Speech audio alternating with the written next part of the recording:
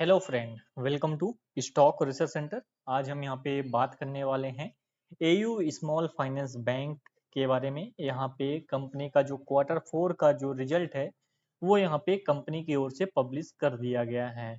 थोड़ा सा ओवरव्यू ले लेते हैं। एयू स्मॉल फाइनेंस बैंक अभी करंटली ट्रेड कर रहा है 619 रुपीज के आसपास और इसका जो मार्केट कैप है 45,988 करोड़ के आसपास का ये मार्केट कैप होल्ड करता है। और इसने जो हाई बनाया था 813 रुपए का हाई बनाया था और जो लो बनाया था 554 रुपए का इसने लो बनाया था।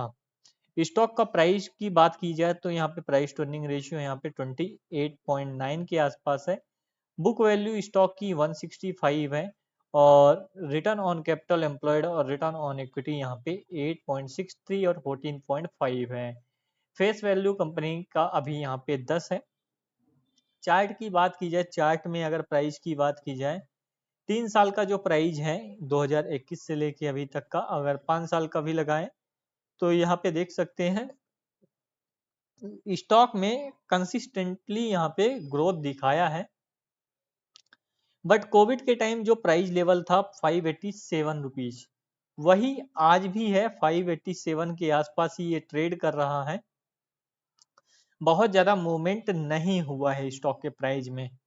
अभी नीचे भी आया था, ऐसा नहीं है कि नहीं आया था। नीचे भी स्टॉक 550 तक आया था, कोविड के लेवल पे चला गया था। तो क्या ये जो प्राइस वैल्यूएशन है ये जायज है?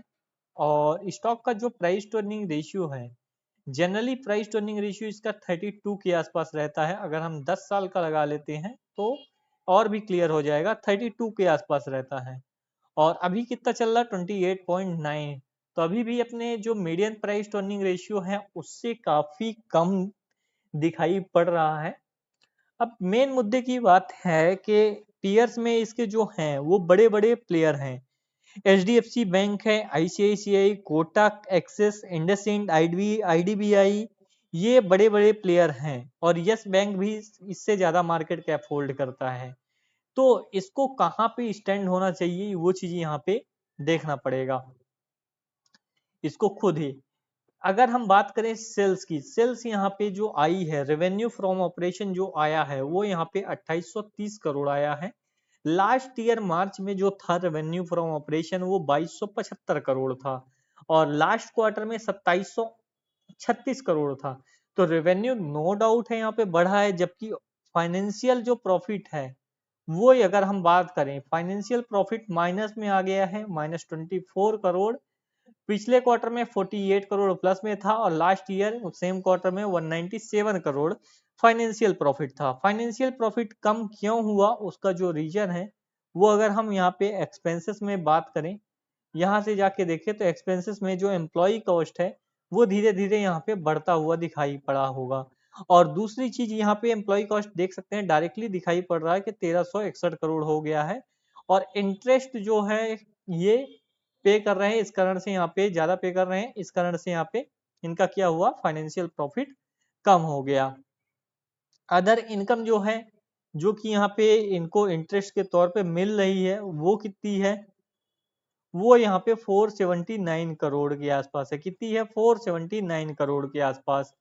पिछले क्वार्टर में कितनी थी, 450 करोड़। उसके पहले लास्ट ईयर 333 करोड़। तो यहाँ पे जो इनकम आया है इंटरेस्ट से वो यहाँ पे ज्यादा आया क्योंकि बिजनेस ज्यादा हुआ है। डिप्रिसिएशन बहुत ज्यादा नहीं है, एक भी नहीं है एक्चुअली। टैक्स अगर हम बात करें, टैक्स ये जो पे आउट किए हैं यहाँ पे, ये देख सकते हो 18% इस क्वार्टर टैक्स पे किए हैं क्योंकि यहाँ पे प्रॉफिटेबिलिटी दिखाना था ज्यादा। बट फिर भी प्रॉफिटेबिलिटी आया नहीं क्योंकि यहाँ पे जो फाइनेंशियल प्रॉफिट है वो माइनस में था। तो नेट प्रॉफिट जो आया है वो यहाँ पे 371 करोड़ आया है और लास्ट क्वार्टर यहाँ पे 375 करोड़ था और लास्ट ईयर सेम क्वार्टर में 425 करोड़ था। तो रिजल्ट यहाँ पे वीक साइड दिखा रहा है बैंक। एक्चुअली वीक साइड है नहीं बट वीक साइड दिखाया जा रहा क्योंकि यहाँ पे एम्प्लॉय कॉस्ट बहुत ज्यादा बढ़ गया है, इंटरेस्ट इनका बढ़ गया है और इनका जो इंटरेस्ट गेन है वो यहाँ पे कम आया है। इसके कारण यहाँ पे इनका जो नेट प्रॉफिट है वो यहाँ पे कम आया है।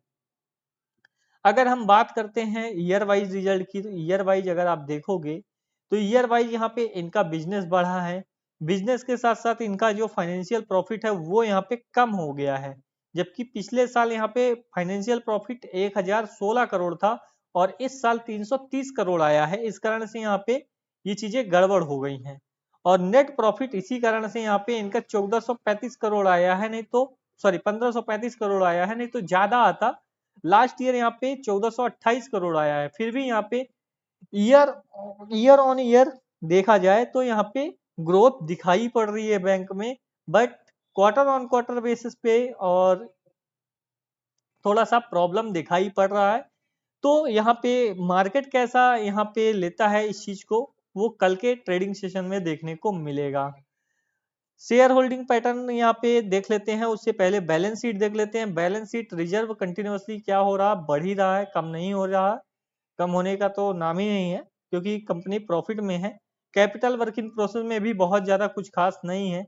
कैश फ्लो यहाँ पे जो नेट कैश फ्लो है वो यहाँ पे अभी पॉजिटिव है। ये चीजें यहाँ पे अच्छी हैं। बात करें शेयर होल्डिंग पैटर्न की, शेयर होल्डिंग पैटर्न में यहाँ पे जो होल्डिंग है, प्रमोटर के पास 22-23% माल है, 36% माल एफआईआई के पास है, डीआईआई के पास 21% माल है और पब्लिक के पास यहाँ पे 20-20.5% माल पड़ा हुआ है। तो मेजोरिटी ऑफ होल्डिंग अभी भी 80% होल्डिंग किसके पास है, स्ट्रॉन्ग हैंड में है। तो कंपनी नो डाउट अच्छी है, बट रिजल्ट थोड़ा सा यहाँ पे घटिया अभी पोस्ट किया है। हो सकता है आगे आने वाले क्वार्टर में ये चीजें इंप्रूव होती हुई दिखाई पड़े, बिजनेस बढ़े, तो बिजनेस के साथ साथ यहाँ पे रिजल्ट भी अच्छा आए। एयू स्मॉल फाइनेंस बैंक को चेक कर लेते हैं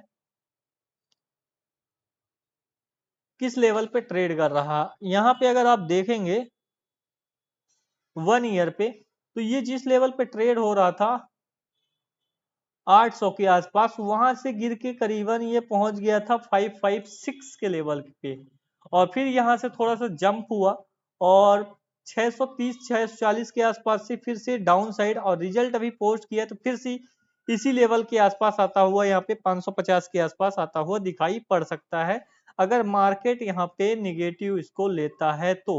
वो चीज है, तो कोई बात नहीं है यहाँ पे, कुछ खास ज्यादा यहाँ पे देखने को नहीं मिल रहा है। अगर हम बात करते हैं ट्रेंड लाइन की, तो ट्रेंड लाइन पे ये सपोर्ट लेता हुआ बार बार दिखाई पड़ा है, बट इस बार यहाँ पे ट्रेंड लाइन को ब्रेक करके नीचे की ओर चला गया है।